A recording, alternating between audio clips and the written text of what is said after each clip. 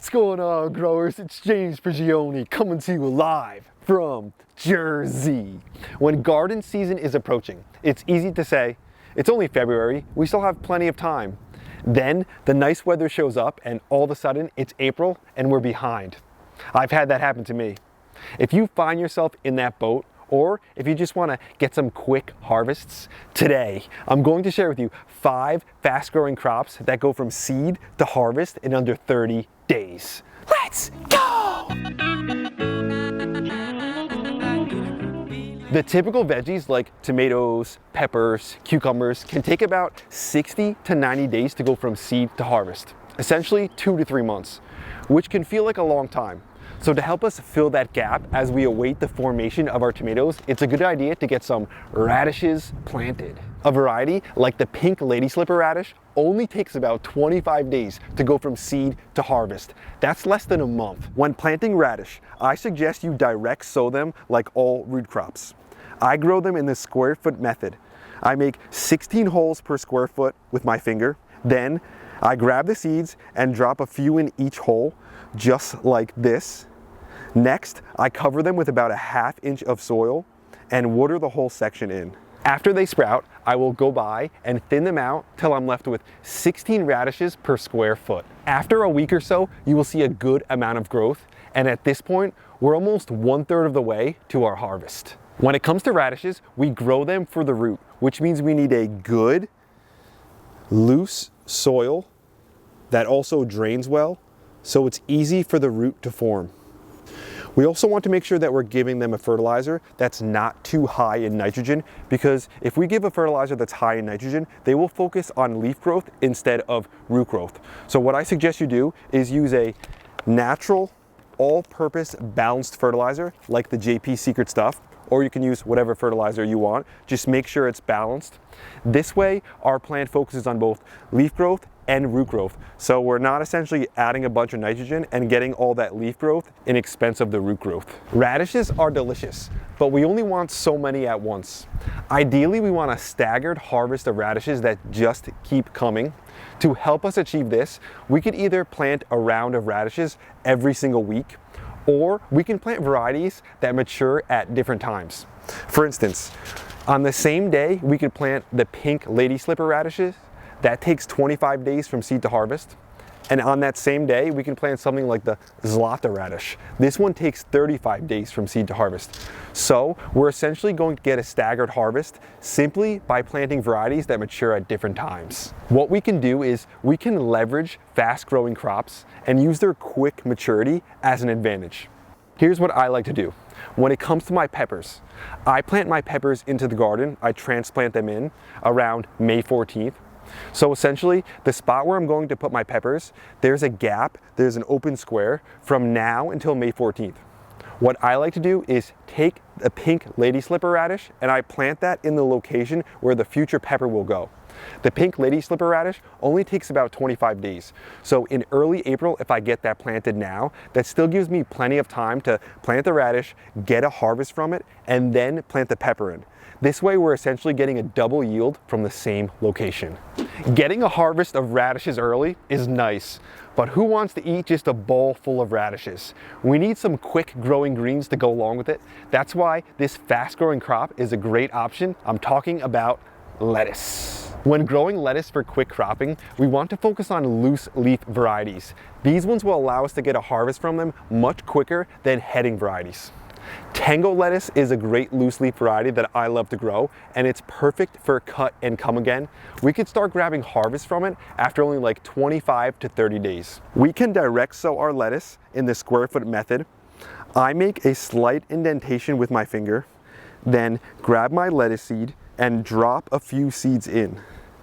Next, I very lightly dust the lettuce with some soil and gently water them in. Lettuce need light to sprout, so you don't want to bury them deep. They only need just like a flash of light, but if you bury them deep, they might not sprout. After my lettuce seeds sprout, I'll come by and thin them out till I'm left with 4 lettuce per square foot. Or you could start your lettuce in Veggies seed cells like you see right here. It's going to be the same process when planting as I just talked about when growing them outside. Just make sure when you sow your lettuce, again, you do not bury them deep and you give them at least a little bit of light to encourage sprouting. I prefer to start my lettuce seed inside and then transplant it out. This allows me to get an even earlier start to the season. I start these inside, and then once the weather warms up, I can transplant them directly into the garden. This way, they're already like a week or so old by the time they're in the ground, and they could start growing immediately instead of taking seed, sowing it in the ground, and then waiting for it to sprout and then grow. Here's a quick tip. Veggies we're growing just for the greens will grow quicker if we give them a boost of nitrogen. For this, we could take some blood meal and then sprinkle it around our plants after we transplant them out, then mix it into the top few inches of the soil and water it in. This will give them an extra nitrogen kick and allow them to explode into growth. For greens, this is a good idea, but be careful adding extra nitrogen to crops that we're growing for the fruit or the root. If we add too much nitrogen, the crops will focus mainly on the production of leaves instead of the fruit and the root. But when it comes to something like lettuce, that extra boost of nitrogen is perfect. If you want to start your seeds inside, but want to avoid the common mistakes that plague most gardeners, I created a 17 video course that goes into detail, step by step, on exactly how I start my seeds inside. Since now's the time to get your seeds going, I'm giving away a limited time, free $30 credit to anyone who signs up today. Click the link in the bio to claim your credit and guarantee yourself healthy, successful seedlings. Another reason when it comes to lettuce, I prefer to transplant them out instead of direct sowing is I can choose the healthiest, perfect lettuce plants from a cell and transplant them into the garden. As opposed to when I direct sow lettuce seeds, I'm kind of just left with whatever seeds sprout.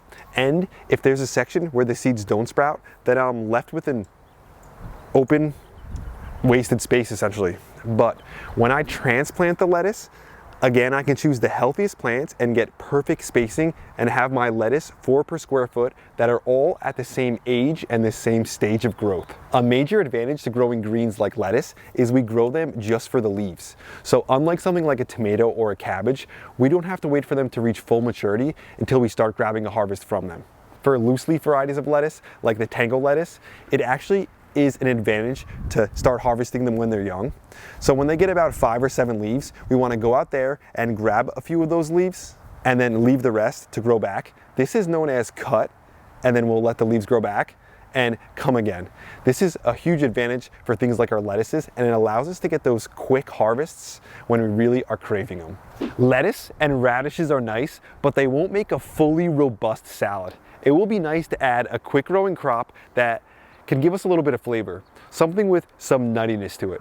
I'm talking about arugula. This one may be the quickest from seed to harvest. We're talking 20 days and we will be able to be snacking on the greens. Everything about arugula is fast.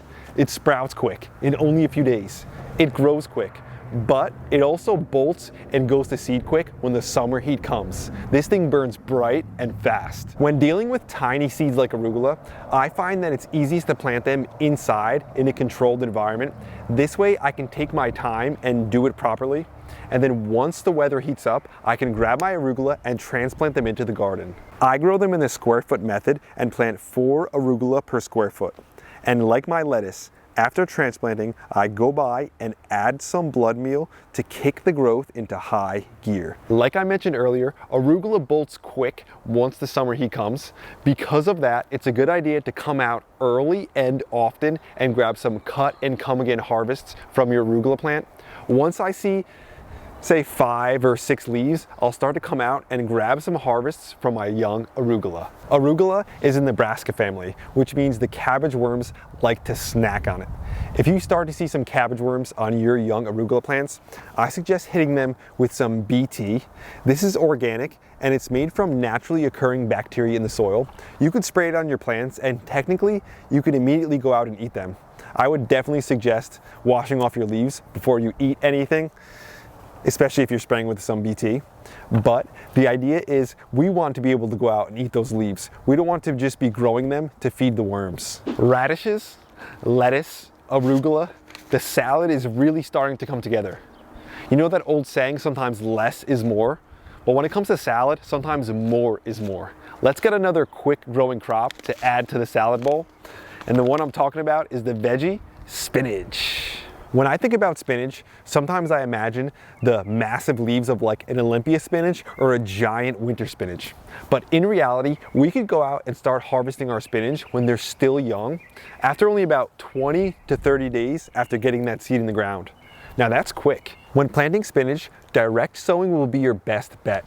Crops that have a long taproot don't like to be transplanted. That's why our root crops like radishes and beets and carrots like to be direct sown. So when it comes to our spinach, the best bet is to direct sow it right into the ground. I grow my spinach in the square foot method and plant 4 per square foot. Then cover them with some soil and water them in. After they sprout, I will go by and thin them out till I'm left with 4 plants per square foot. Last year, I grew a beautiful spinach variety, the Beaujolais.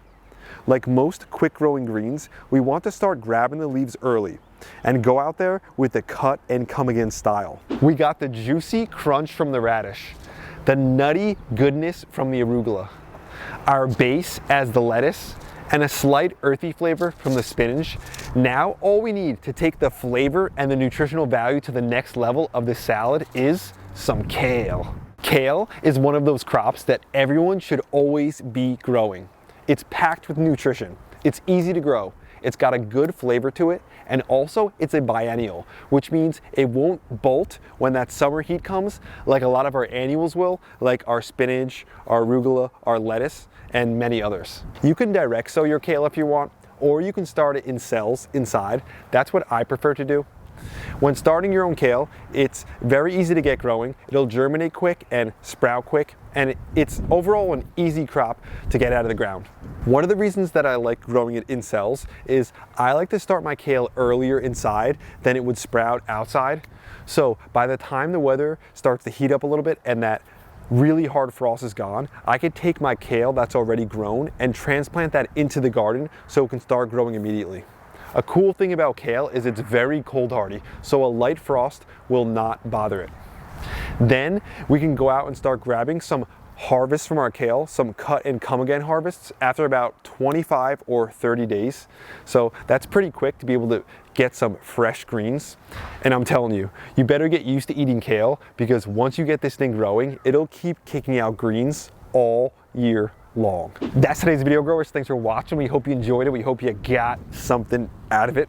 I hope you get out there and get some of these planted. This will allow you to almost speed run your way to a harvest, and getting some of those early harvests under your belt will help you build the momentum, help encourage you to keep growing and to keep at it.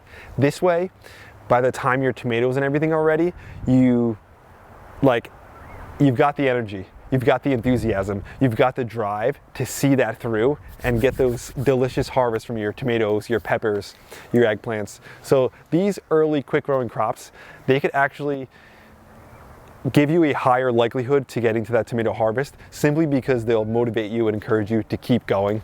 That's what I have found for me. It's always fun to grab those early ones, and it just seems to satisfy you, get you excited. Having a radish really early, you're like, wow, that tastes really good. But that's just a little appetizer to get to some of those other more delicious things that will come later in the season.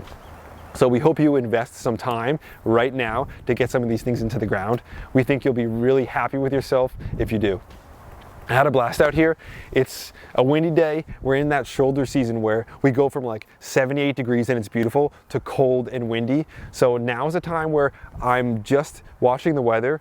In, I'll say maybe 2 weeks possibly, I'll start really getting things into the ground. I have some things direct sown, but in a short period of time, my kale, my lettuce, my arugula, some of those cold hardy things will be in the ground, and then we'll be grabbing some of the harvest from them in no time.